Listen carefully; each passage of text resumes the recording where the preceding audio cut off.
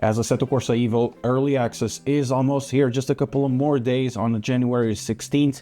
I'm here to tell you what you should expect about this early access, but also to manage your expectations and your hype. You need to keep it a little bit low. This is going to be my third time doing an Assetto Corsa type of early access, so I can tell you more or less what you can expect. First of all, we're going to talk about prices, and prices are not known at the moment. Even, it's 2 days from launch. It's something that should be, talked about. But, you can more or less manage the expectation knowing what it is. For example, for Assetto Corsa Competizione, at start, it was 25 euros or $30 or thereabouts. So I would expect that for Assetto Corsa EVO, it would be around between 25 and 40 euros at launch. So let's say $35 to $40, $45. Or something along those lines. I would expect that they raise the price a little bit, hopefully not.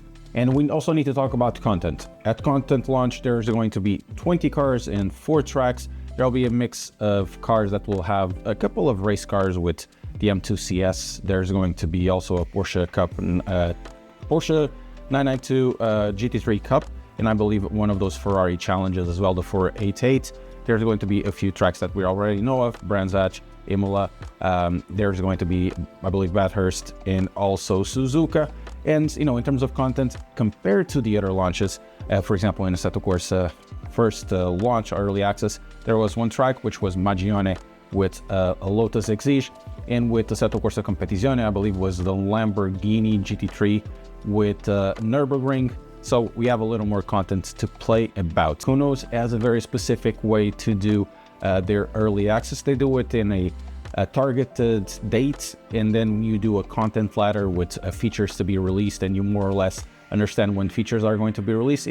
They sometimes change for another early access feature they want to release, but generally they tend to be quite tidy with the target dates, and they tend to do whatever they are going to say they're going to do. Let's talk about the content a little bit, because that's important, at least for the first stages of early access. A lot of people might be disappointed of what's coming on the first early access batch. It happens all the time with other early access they have launched, and they have talked about plenty of features they want to bring, like some sort of tourist modes with a free roam, and also some missions and all of that, multiplayer. Most of it won't be available on the first early access. They are still trying to develop that. And then at the start, basically what they want from everybody is feedbacks on their physics, graphics, performance, and all of that. So what really we're going to get is 20 cars, the 4 tracks, basically hot lapping and something like that, and maybe AI. I'm not expecting AI to be any good at all or ever be good at all, because 14 years later or something along those lines, or 10 years later since the launch of Assetto Corsa, even going towards Assetto Corsa Competizione, the AI wasn't really that good, so I'm really not expecting the AI to be this good or any better than it was before. Maybe a little bit better, but not significantly so. So that means on this first early access build, and maybe later this will be improved on, there's going to be just bare bones experience without anything special about it, just to figure out if the game drives nice, what's the force feedback, what's the performance like, if there's any game-breaking bugs, without releasing a bunch of stuff in it. Then it's much harder to figure out and pinpoint what type of problems there are. Personally, I'm really looking forward how it's going to be the manual car driving with the shifting and bite points and all of that, how the cars will handle, even if it's possible to do some sort of drifting, and how is the force feedback going to be. Those will be my things that I'm going to direct myself into, and you can expect some videos about that. The next part of this video is going to be a big contention point about a lot of people, because Assetto Corsa, especially Assetto Corsa, which is EVO is going to try to supplant, has been a game that was built around modding. Assetto Corsa was already a good game, but with modding, after the drop of support from Kunos around 7 years ago, that game took a life of its own, and it became what rFactor 1 couldn't be after rFactor 2 was launched. Modding will be a thing in Assetto Corsa EVO, but it's not totally sure what's going to be the format of it, and modding won't have anything at launch. You won't see any modding at launch. The modding tools will only be released more when the game is out of early access. However, the modding model will be somewhat different from what Assetto Corsa has been, If you've been around in Assetto Corsa, there's plenty of great mods that do a lot of things. There's graphical mods, there's handling mods, there's mods that change everything about Assetto Corsa graphics and everything, and the way it handles and features inside, like to the point you can watch or listen to Spotify.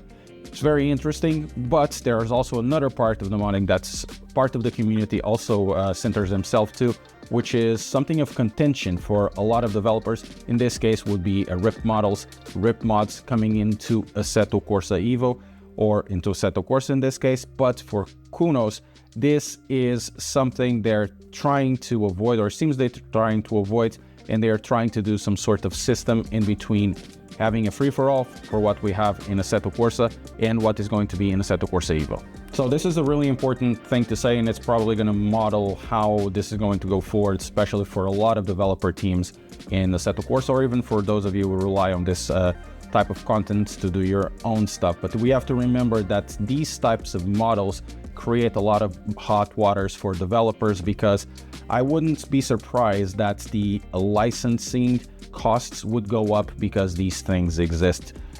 You have models from Gran Turismo Sport and Gran Turismo 7 coming into Assetto Corsa. That means, directly or indirectly, Kunos will get, the short stick end of it, because it's really not a good look when you have somebody that will be even a competition into another developer, and the other developer is seeing that their content is being ported into, even if it's not something that it is Kunos doing. But if Kunos has a system made in such a way, it really is not a good look for them.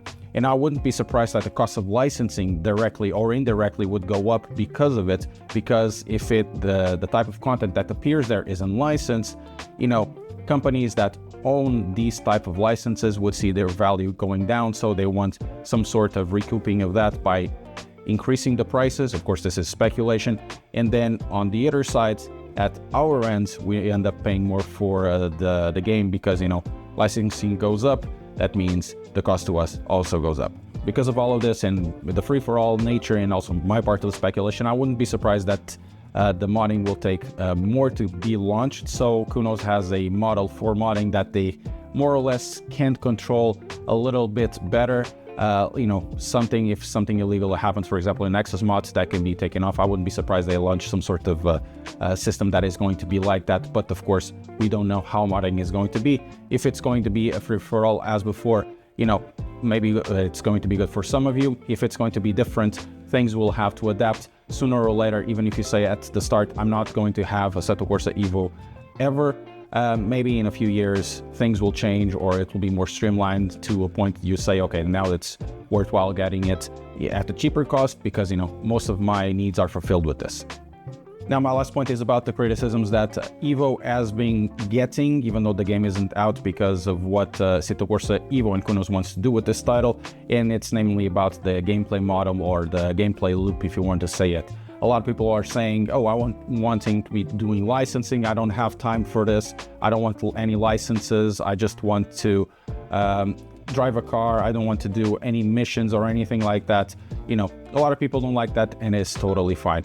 The gameplay loop in the sim racing system needs to change, because I think gameplay-wise, sim racing is basically behind everything. There's really nothing new, and even Gran Turismo 7 is something that is getting himself in a gameplay loop that is, almost 30 years old now.